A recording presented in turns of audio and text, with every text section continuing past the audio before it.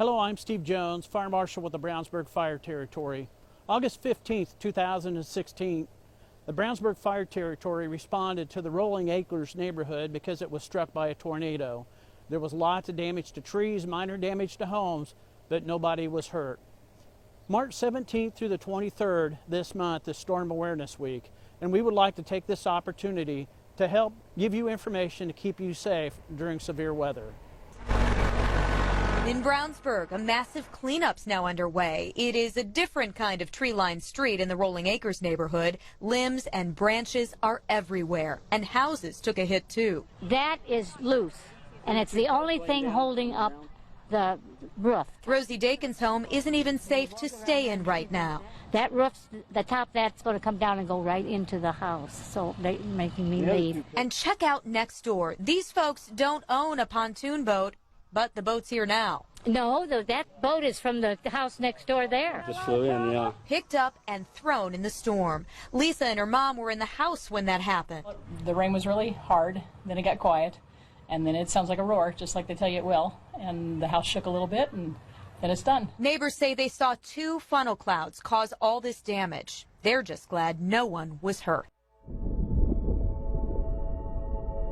Severe weather can develop quickly. Advances in forecasting allow the NOAA National Weather Service to predict severe weather before there's even a cloud in the sky. Severe thunderstorm and tornado watches give you advance notice that conditions are favorable for dangerous weather. When your area is in a watch, be sure to stay alert for changing weather.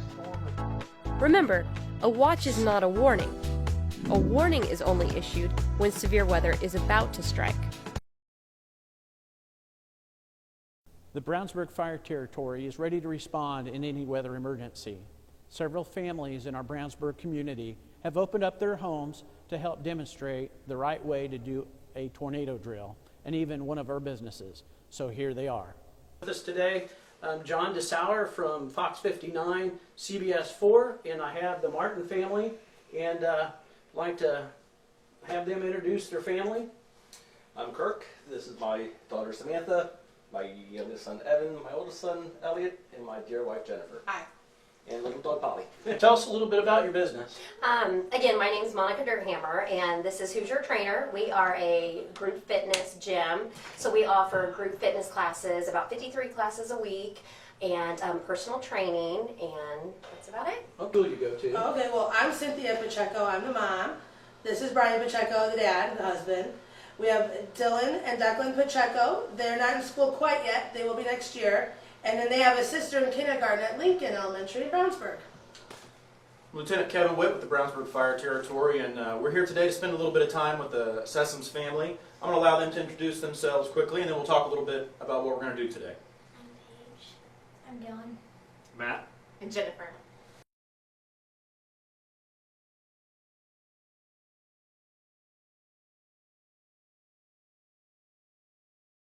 So one of the things I like to do is talk to families, and especially when I go out and talk to school groups, about where do you need to go in the event of a tornado warning, or for that matter even a severe thunderstorm warning. Severe thunderstorms can produce just as much damage as tornadoes. So we were talking a little bit before the video. Where do you guys go in this house if a tornado warning is issued? The basement. We go in the basement. We have a little spot under the fireplace that's surrounded by 3 concrete walls, so we try to all huddle up in there. And then, or here's the other thing, not everybody's sitting at the house all day long. So as I said, school, where do you guys go? On the first floor basement. And In if the you're at the hallway. mall, where do you go? Bathroom. Oh, good answer, I think. If you're at a football field. Bathroom? Lay flat. Find a ditch. and that's one of those where that one's more of a difficult answer, because each football field is different. You may see a building with locker rooms or the bathrooms. They also may not be very sturdy as well. You go to some football fields. Now, big high school fields may be something different. Same thing at baseball fields. Not always the best thing. So kids are at a Little League. You may have a concession stand, but that may not necessarily be the safest place to go. So oftentimes, that's why when you go to different places, I always suggest always kind of keep an eye out and always ask yourself that question: what sturdy building can I go to that's either A, unlocked, because sometimes those aren't unlocked, or other places you can get to for safety if need be. Same thing with cars. There's still some ways of both staying both in a car and without a car, or getting out of the car. I personally am a believer of getting out of the car, mainly because I've seen damage from tornadoes where cars are flipped upside down. And you may be seatbelted in there, and I've seen people talk about that. To me, it's not where I'd want to be. I'd rather be flat on the ground and away from vehicles. So one thing, thanks to video online a few years ago, a lot of people think you can also, on an interstate, get up underneath an underpass. That's actually one of the worst places you can go. What's that? The underpass acts as a wind tunnel, and the wind actually intensifies as it goes underneath, and you can get sucked out of the underpass. So, and you always see video of people going up and parking right next to the underpass and going up underneath there. Yeah. Exactly. The best thing to do is to get out, away from that. Don't park under the underpass, and especially do not get out of the car to go up underneath the underpass to get away from the wind. So good to do also is, if you're in a basement like we are now, have something down here so that you can still hear what's going on with the conditions outside. So whether that be a transistor radio of some type, I suggest oftentimes if you've got an iPad or a laptop, bring it downstairs with you. You can still watch coverage from the TV stations online. Most of the time they're streaming. You can watch it there, or you can watch it through their apps as well. So that way you still have an idea of what's going on. Because otherwise you come down here, okay, the warning's in for 15 minutes. Okay, but what's actually happening? Grab your phone, make sure you bring it downstairs with you, so at least you still have an idea of what's going on. Yeah, and I think too is if the house is in the condition, you could be trapped down here for a while. You know, is bring your cell phone. That way you can call and tell 911 operators, hey, this is my address, I'm trapped. You know, be making noise when you hear things. You know, and we were talking earlier about things to have, like a little toolkit of some type. I think something else that works really well for people is, and they're relatively inexpensive, to go out and buy those little batteries. You can then charge your phones off of, because there's a chance you're not going to have power if something actually does come through the area. And here's the other thing: it's most of the time, if it's the middle of the evening, your phone's not fully charged anyway. Mm. So it's nice to have that down there. You can always plug it in and be able to recharge your phone that way. Yeah. And even if you don't have a basement, you can still find locations within your house, within your apartment to go to be safe. The biggest key is to get into the interior of your house and try to put as many walls between you and the outside as possible. The other key to that is to try to stay away from windows. I know a lot of folks will sometimes try to use a bathroom, for instance, to get there. One thing you got to watch out for with bathrooms is that oftentimes they'll have a window there. So if that's your only place you can go to, make sure you've got something, a blanket, something like that you can throw over yourself to try to protect yourself, because it's about that debris.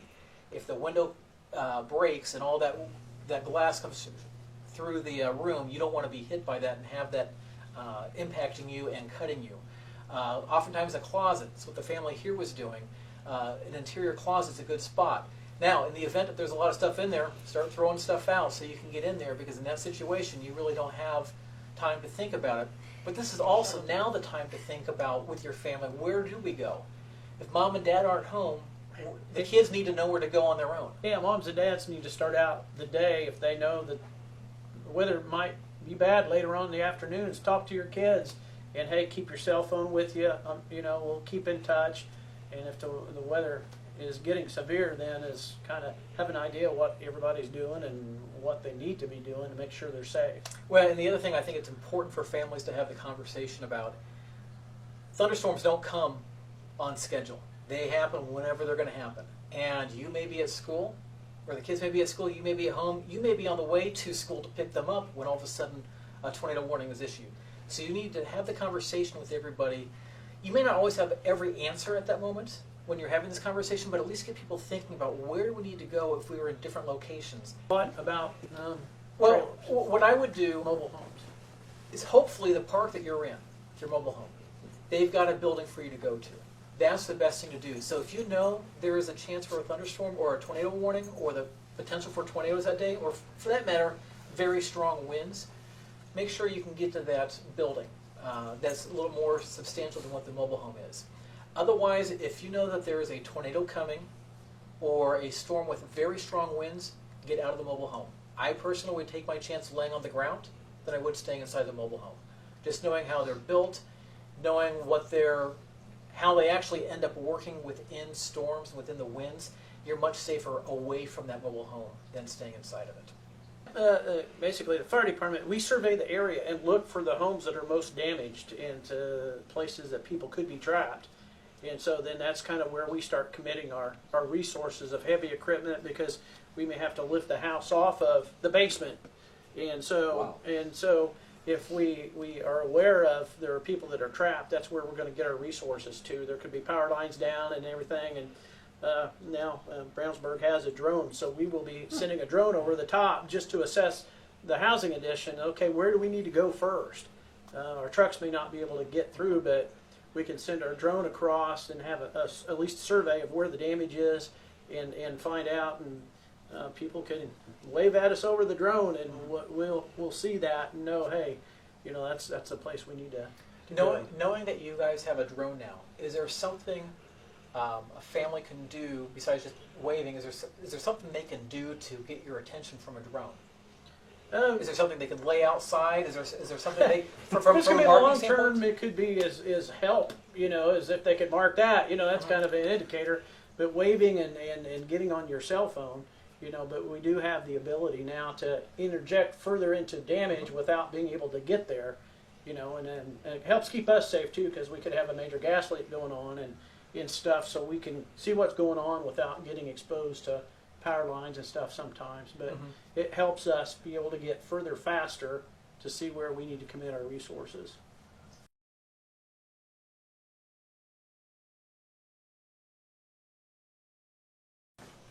All right, so we moved to the first floor of the Sessons home, and what we have here is an interior closet in the center of the first floor. This is an ideal spot, ideal because of its location and its construction.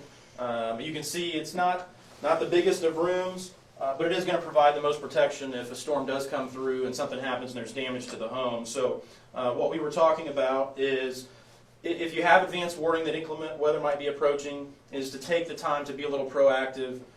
Clean the space out and get it ready. Bring some pillows and blankets down, have them laid out either on the outside or the inside to be able to cover themselves with. And even make it a little family game or activity. Hey kids, we're going to build our little storm shelter or fort in here, and just enough to get it ready. Yeah, we're going to tell them. I didn't know they do this. What show is this you're watching? The National Weather Service in Indianapolis has issued a tornado warning for southeastern Boone County, Hendricks County, northwestern Marion County until 6:15 p.m. Eastern Daylight Time. At 5:43 p.m. Eastern Daylight Time, a confirmed tornado was located over Danville, or 20 miles west of Indianapolis, moving northeast at 25 miles per hour. Expected hazards included a damaging tornado. A tornado has been reported by the public. The following effects are expected. The State Police Department reported a fallen cloud. Without shelter. Mobile homes will be damaged or destroyed. Damage to roofs, windows, and vehicles will occur. Tree damage is likely. The tornado will be near Plainfield, Kentucky on around 6 p.m. Eastern Daylight Time. Pittsburgh around 6:05 p.m. Eastern Daylight Time. Brownsburg around 6:10 p.m. Eastern Daylight Time. Hey, you guys, let's get in the storm closet. It looks like there's some bad weather coming, okay?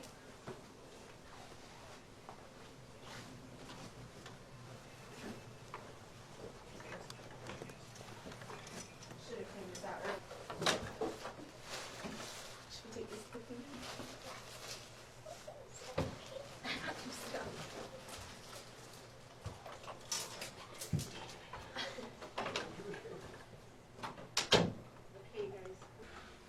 Thank you.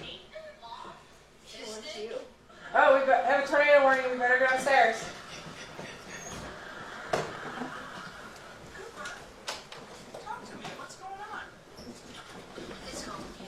Evan.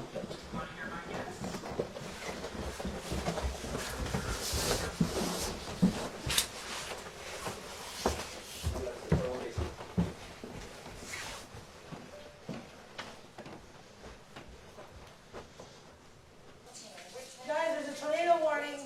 Let's get our stuff and get downstairs calmly. Go get your stuff.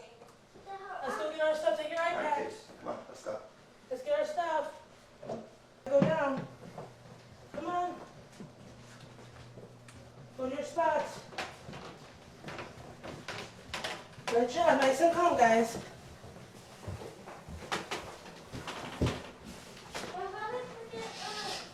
Come on, get in there. We'll get in. Come on. Here. Okay. All right. Hey guys, we're going to offer a tornado warning, so we're going to need shelter. Go ahead and take your bar off. Set it down. I'm going to need you calmly, but quickly go to the entrance, head into that bathroom, if not, head into my training room. If you can't try to get into that first bathroom, and if it's too crowded, you're going to go into my training room.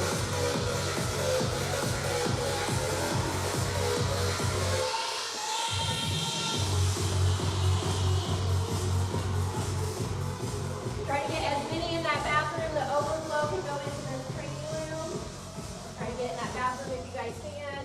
Taking shelter for this tornado drill.